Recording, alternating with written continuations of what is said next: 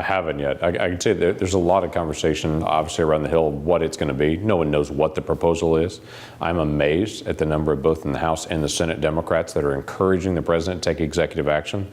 I can't even imagine the founding fathers hearing the voices of the legislative branch telling the executive branch, take more power, go do this, we don't want this power, after knowing what all the fights were in the earliest legislature to make sure the executive didn't take power. Now we've got House Democrats and Senate Democrats standing up and telling the executive branch, go take power, we're not going to get this done, so just do it unilaterally. Why do you think they want that done? They want it done, they just don't want to actually do the work of legislating. I mean, that's really what it is. It's the lazy approach to this, to say just do it, rather than actually do it following the law, or whether actually doing the work of legislating itself. There is a right way to take on these issues. They don't want to actually do the work and actually have to negotiate it. And the more Republicans win, the harder their work is, and they don't want to have to do the work.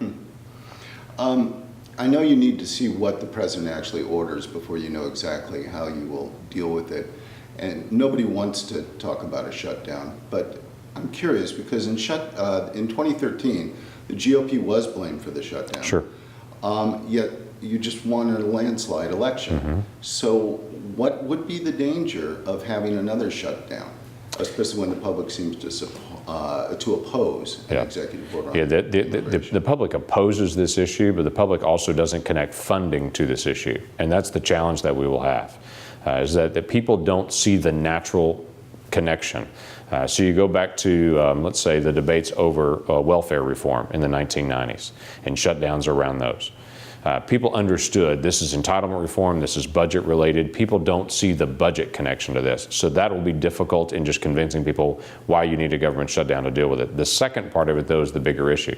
The president, and whatever he proposes, doesn't have full public support. If he had full public support, we would have already passed something because the people would have risen up and said, this is what we want. But that's not where people are. When Oregon votes and says we don't want to have illegal driver's licenses, it's pretty clear that the American people are not opposed to immigration. They're just opposed to illegal immigration and don't want to support that.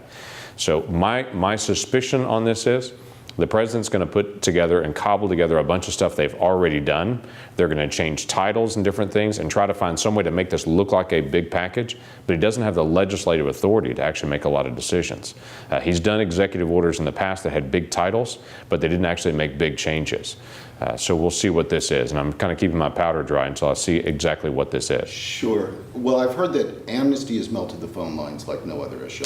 I would assume so. Before. So would it be too tough to drum up public support if it became necessary to use the budget to confront the president over this? I mean, mobilizing grassroots support, that sort of thing. Can you envision that kind of? Oh, I can.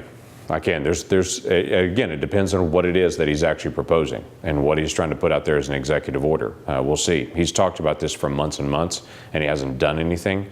Now we'll see, obviously, after the election, and then also during the lame duck time period, what he's trying to get accomplished.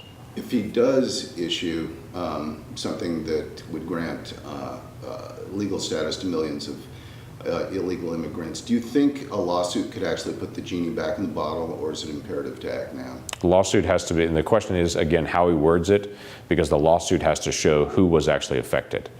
If you don't have standing in the court, you don't actually have a lawsuit. So Speaker Boehner has actually held on to the lawsuit that we're pushing in the House until we know what's in this more, to see if we want to expand our lawsuit beyond just Obamacare into this as well, and to try to fight for the House to have standing. It's a reasonable fight, but it's a more difficult fight because we've got to fight first, do we have standing? The second part of this is who is actually affected among the American people that can bring the lawsuit that immediately would have standing in the courts. That's the difficult challenge, and we don't know, again, what it is. The president does not have the legal authority to be able to declare people citizens of the United States. He does not have the legal authority. That is clear constitutional protection in Article 1 in the legislative branch. And so we'll see what he actually tries to bring. Why is it important to prevent millions of illegal immigrants from gaining legal status? Well, you've got a couple of things here. You've got not only the constitutional protections, the legislative branch should be jealous of their own power and not try to just give the executive branch more power.